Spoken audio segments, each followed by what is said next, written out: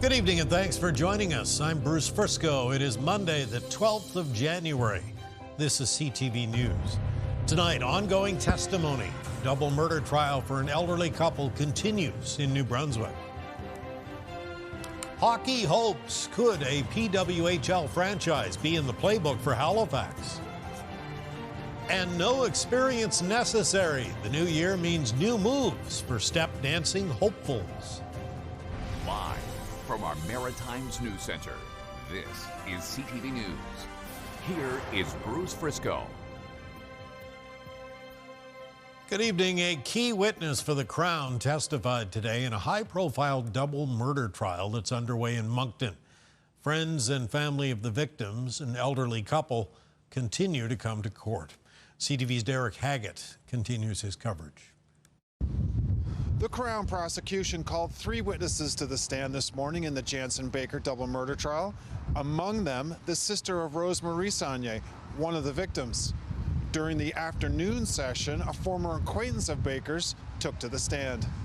The witness told the court Baker admitted to him that he was responsible for a double murder in Dieppe. Baker has pleaded not guilty to 2 counts of first-degree murder in the deaths of 78-year-old Bernard Saunier and his wife, 74-year-old Rose-Marie Saunier. The couple were both fatally shot in the head inside their home in the early morning hours of September 7th, 2019. The Crown witness testified Baker told him he was confronted by the couple when he broke into their home, told them to get down, and shot them both. According to the witness, Baker returned an hour later and stole a solid gold watch off Bernard Saunier's wrist and a gold chain off his neck. Family and friends of the Sauniers were visibly upset after hearing the testimony. There is a publication ban on reporting anything that could identify the witness. Earlier, court heard from a witness who testified she took a photo of Baker wearing a gold chain the same morning as the murders. The witness testified that she took pictures of Baker around 4:30 a.m. on September 7, 2019. The witness testified that Baker and her former boyfriend came home early the morning of the murders and woke her up. The trial is scheduled to continue tomorrow. Derek Haggett, CTV News, Moncton. A southwestern Nova Scotia municipality says it will review its dog control bylaw after the death of a 13-year-old boy who was attacked by 3 dogs. Drew Nickerson, of course, was attacked by a Rottweiler and a couple of cane corsos as he rode his bicycle by a property in Welshtown. He later died in a Halifax hospital. His funeral was yesterday. The animals were immediately euthanized, but the municipality says it will review its current dog bylaw after residents expressed concerns in light of that horrific incident. Haligonians now know their water bills will jump a sizable 18% this year, with the bigger portion of the increase taking effect by the end of this month. And it's just the first in a whole string of rate hikes on the horizon. CTV's Jonathan McGuinness has more. Halifax Water has added an additional 0.5% to its rate increase scheduled for April, going from 5.5% to 6%. This is on top of a 12.1% hike this month. So what that means for a household per month in January would be $9.28 extra a month, and then an additional $5.11 beginning in April. It's not just Halifax Water's proposed hike that residents are facing. Nova Scotia Power has a nearly 8% proposal on the table, and the city of Halifax is looking to raise property taxes by over 10%. When you stack water, power, and taxes together, it creates real rate shock for people who simply cannot afford it. The information on the Halifax Water increase is now with the Regulatory Appeals Board. Brittany Smith says a decision could come within the next few days, and the utilities customers will then know how much more money will be coming out of their pockets. Halifax Water provides 110,000 households with water, stormwater, and wastewater services. Jonathan McGuinness, CTV News, Halifax. Get the Maritime's top stories, breaking news alerts, and watch live. Download the CTV News app. A fixture on the river will be missing this winter in Roslay. The town will not approve solid ice fishing shacks. Officials say they no longer want to deal with the wooden huts sinking into the water in the spring. This past summer, we ended up sending some divers down to pick up a shack that had sunk 2 years ago. They brought it towards the wharf, and then we had a crane come in and lift it out of the water, and then we had to dispose of that. For the last decades, everyone's had their shacks out here, so I don't feel it's fair to everyone.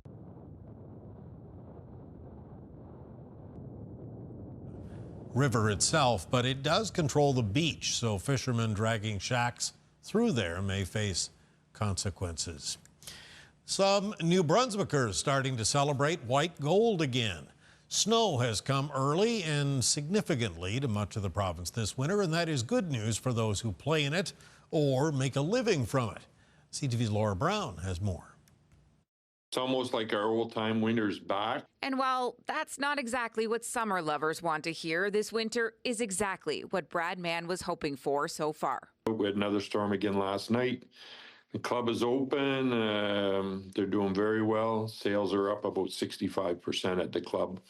Bookings, I do run a snowmobile rental business also. So there's a ton of interest. It looks like the month of February is pretty well all pre-booked.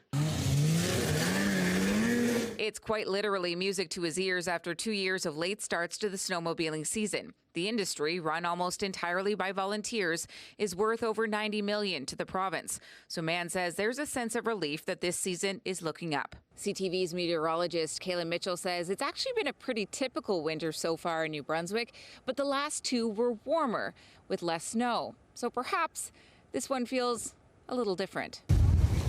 Fredericton's skating rink was busy at noontime today. The city is gearing up for Frostival, the largest winter festival in Atlantic Canada. Started over a decade ago, in part to boost businesses during a slow time of the year. It's grown to over 175 events that take place around the Fredericton Capital Region.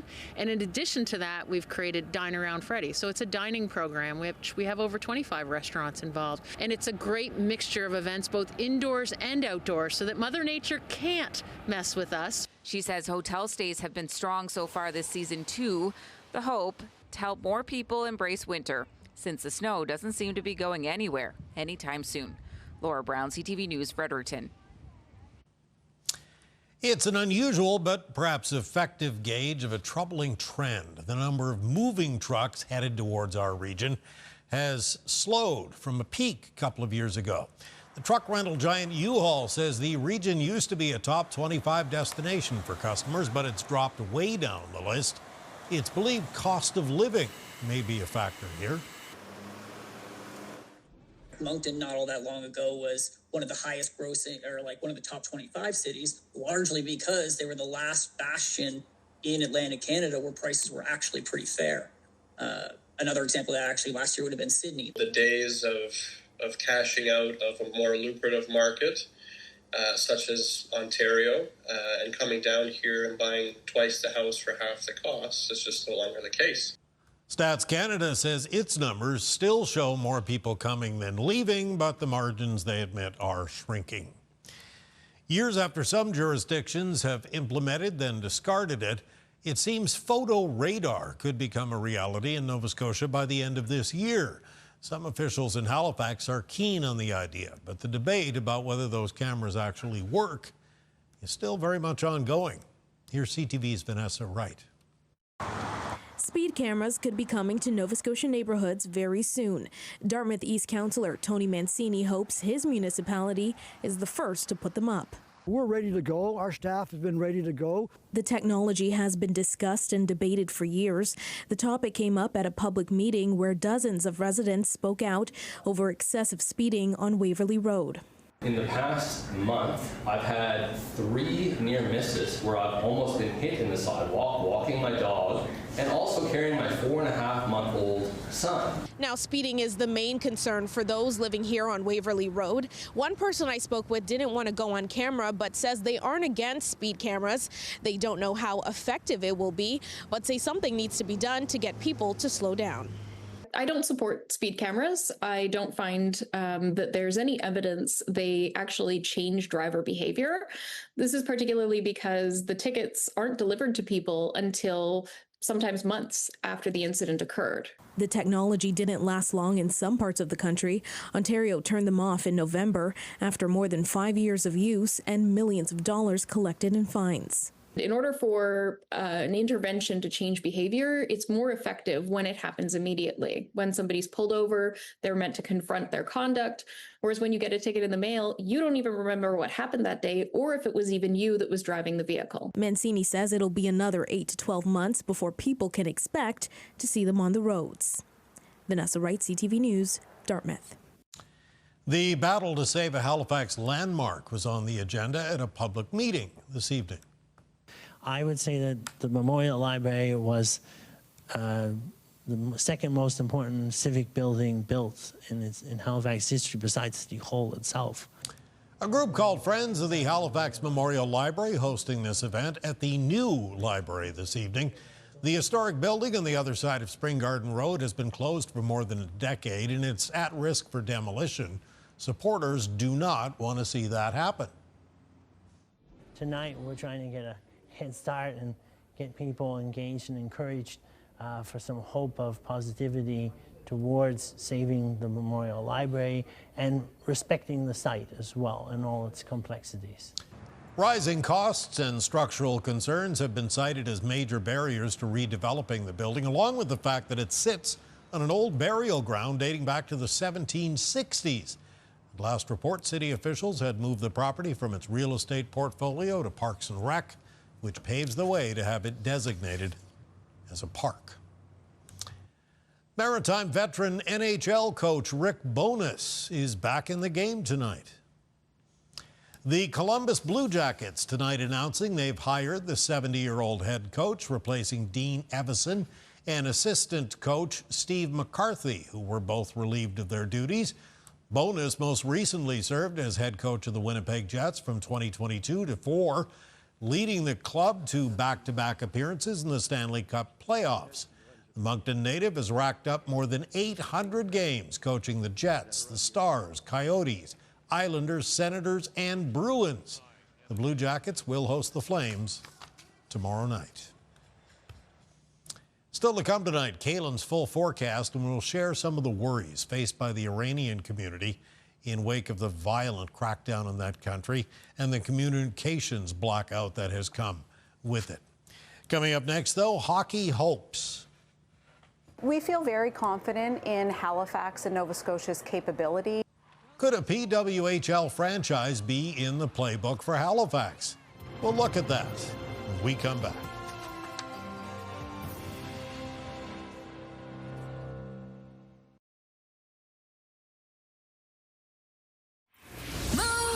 Mornings with Aaron and Peter. The new to you thing that's changed your life. Mine involves the way I make pizza tomorrow at 7. And Password to Paradise kicks off at 6:30. All-inclusive trips to Turks and Caicos.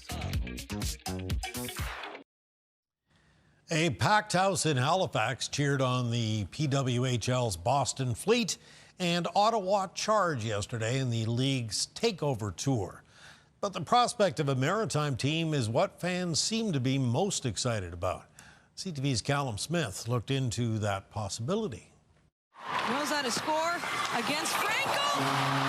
Scores again! For the second game in 1 month, PWHL teams went to a shootout Sunday to decide a winner in Halifax. Today, supporters from across the Maritimes took in Boston's morning practice to see the Stars once more and show their support for a franchise here. We hope Halifax gets a team because we travel over from PEI all the time. I do think there's a chance to expand more. It was a sold-out Sunday crowd, just like December's game, putting the city on the league's radar. We have 16 games, and there are some cities like Halifax that we are coming to more than once. So I believe we have 11 different markets in North America, and we're looking at all of those as potential areas that would make sense for the PWHL. All begging the question, could Halifax score its own franchise? Events East, that runs Scotiabank Centre, would be the one to submit an expansion bid. We feel very confident in Halifax and Nova Scotia's capabilities to meet the requirements of the league.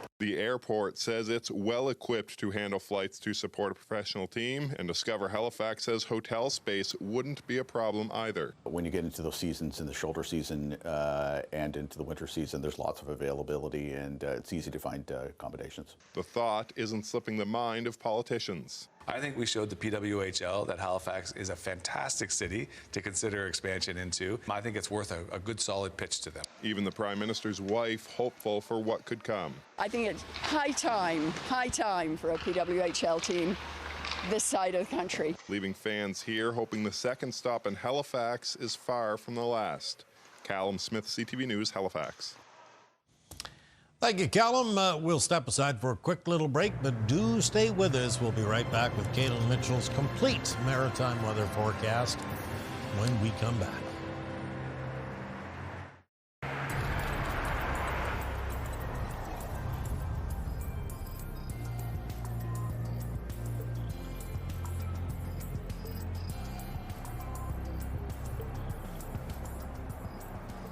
Monday night, 12th day of January today. It turned out to be not a bad day, a little bit on the breezy side, and a little time to recover after what some of us saw yesterday. Yeah, we're seeing gradually improving weather conditions in the Maritimes, and behind the storm system kind of rolled through on Sunday, bringing the region a mixture of some snow, some very icy weather, snow mixed with freezing rain and ice pellets, and in some cases, mostly for Nova Scotia, just pretty much straight up rain, especially around the Atlantic coastline. Behind that weather system now, there's still some high winds around the Cabot Strait, parts of Cape Breton. Those are going to continue to diminish tonight. The center of the storm system is over Newfoundland. We are looking at much calmer winds in the forecast for tomorrow. Cloud conditions for tonight. We're looking at a partly cloudy sky. There is a chance of a few flurries drifting across the southwestern corner of Nova Scotia as we head through the overnight hours into the start of the day for tomorrow. Tuesday afternoon around the Maritimes will feature a mix of sun and cloud before we head into a partly cloudy Tuesday evening and Tuesday night. And then on Wednesday, some snow is expected in northern areas of New Brunswick. Now, winds in the forecast for tomorrow, you can see they're going to be out of the west, and they'll be sustained in a lot of cases between 10 and 20 kilometers per hour, with some gusts up between 20 and 40. So down compared to today, especially for eastern parts of the Maritimes, including Prince Edward Island, eastern areas of Nova Scotia that at one point were underneath wind warnings. Forecast for low temperatures for tonight. For the province of New Brunswick, most of the lows will be falling into a range of around -8 to -12. Now, -14 at Edmundston, and a few parts of the Bay of Fundy coastline will have some low temperatures between -4 and -7. Speaking of -7, that's a low temperature for Charlottetown and Summerside for tonight. And for Nova Scotia, the coldest temperatures will be in the north and east of the province, with lows between -4 and -8. In the west of Nova Scotia, the low temperatures between -4 and 0. Highs in the forecast for tomorrow in the north of New Brunswick between 0 and 2 degrees, with central and southern parts of the province with high temperatures tomorrow between 2 and 5 degrees, so low to mid single digits. Chilly start to the day for Prince Edward Island, but the afternoon high temperatures come up to around 0 or +1. And then for eastern areas of Nova Scotia, it's high temperatures mostly in the low single digits for Tuesday, between 1 and 3 degrees for Cape Breton, the North Shore, and the Eastern Shore. In northern and central areas of Nova Scotia, the high temperatures tomorrow around 2 to 4 degrees. The Annapolis Valley has afternoon high temperatures near 4 degrees, and on the South Shore and in the southwest of Nova Scotia, most of the high temperatures will be around 4 as well. Taking a look at the 7-day outlook for New Brunswick coming up on Wednesday, snow or flurries in the north of the province, and then a wintry mix on Thursday, a mixture of snow and rain. Highest chance of snow north of New Brunswick, and then it turns to rain the further south you get into the province. Flurries in the forecast for Friday, a mix of sun and cloud for Saturday. Flurries on Sunday, and then cloudy periods seasonably cold at the start of next week. For Nova Scotia, in the outlook coming up on Wednesday, mostly cloudy. There's a low chance of the odd shower, a little bit of patchy drizzle, but then it's rain in the forecast for Thursday, followed by flurries on Friday as temperatures come down. Saturday, mix of sun and cloud, cloudy for Sunday, and then snow possible on Monday of next week. And for Prince Edward Island on Wednesday, mostly cloudy with some patchy drizzle. Rain in the forecast for Thursday, followed by falling temperatures and flurries on Friday.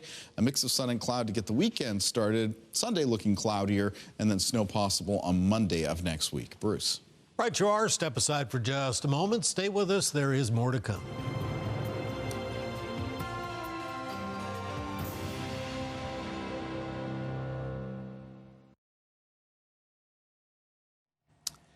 Hundreds of people have been killed in Iran as weeks of anti-government protests continue.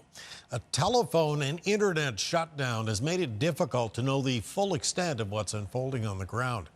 And as CTV's Hafsa Arif tells us tonight, those with close ties to that country are feeling helpless as they wonder and worry about their loved ones back home. USA action now! Chants echoed off downtown Halifax buildings. A crowd of Iranian Canadians waving flags and holding signs, all demanding the United States step in. The internet shut down completely, and they are killing the people in silence, and then we cannot stand. We cannot be silent. We need to be their voice. For many here, the blackout has severed lifelines. People haven't spoken with loved ones in nearly a week. I don't know if they are alive or not. All my body, all my soul, all my mind and my heart is under very heavy stress. It's been 5 days since Iran effectively disappeared from the internet. Near total communication silence as mass protests rage across the country. We've been trying to send texts, call them through social media. There's absolutely no response.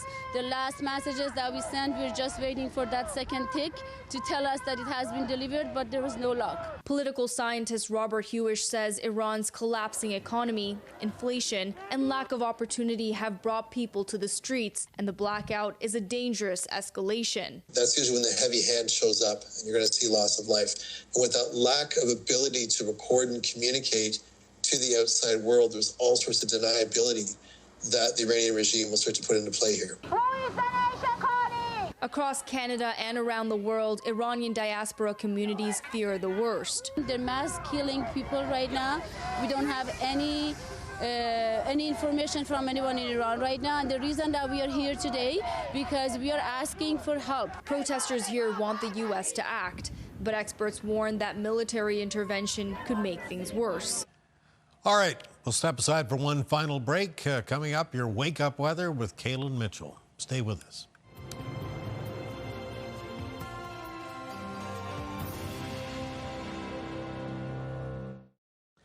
Tuesday morning upon us, we'll kick it off with a look at the wake-up weather and Kaylin Mitchell.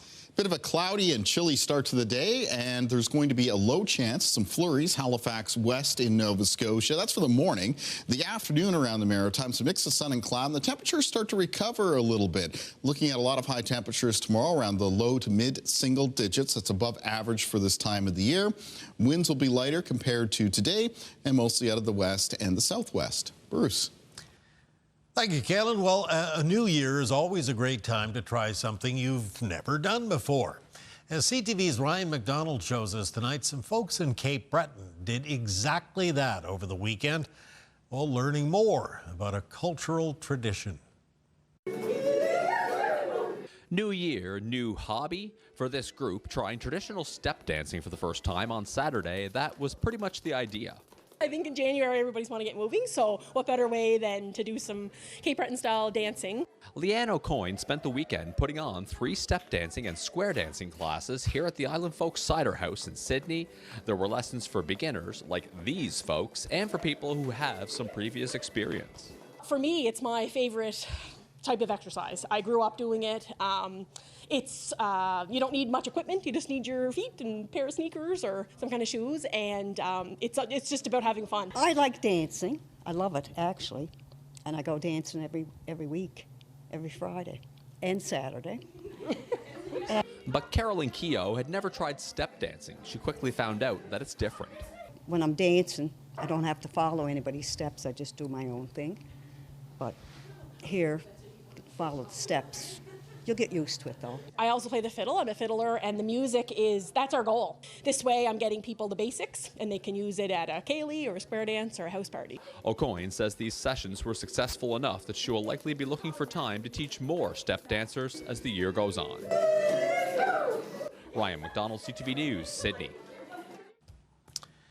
Thank you, Ryan. That's the program for tonight. If you joined us late or you'd like another look at anything you've seen, ctvnewsatlantic.ca. It's always your home for news. I'm Bruce Frisco. Thank you for staying up late with us. Have a good evening, and we hope to see you again tomorrow.